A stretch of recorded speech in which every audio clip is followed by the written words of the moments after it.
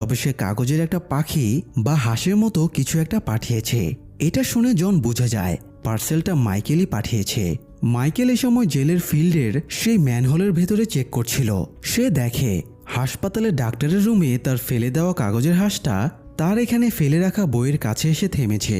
এটা দেখে সে বুঝতে পারে তার ক্যালকুলেশন একদম ঠিক আছে।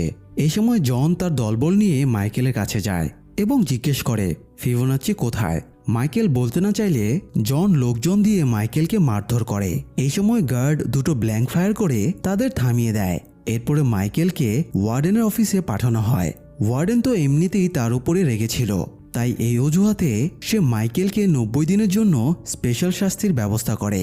তখন মাইকেল বুঝতে পারে সে যদি এখন ওয়ার্ডেনকে তাজমহল বানাতে সাহায্য না করে তাহলে তার প্ল্যান নস্যাৎ হয়ে যাবে। তাই শাস্তি থেকে বাঁচতে সে ওয়ার্ডেনকে হেল্প করতে রাজি হয়ে যায়।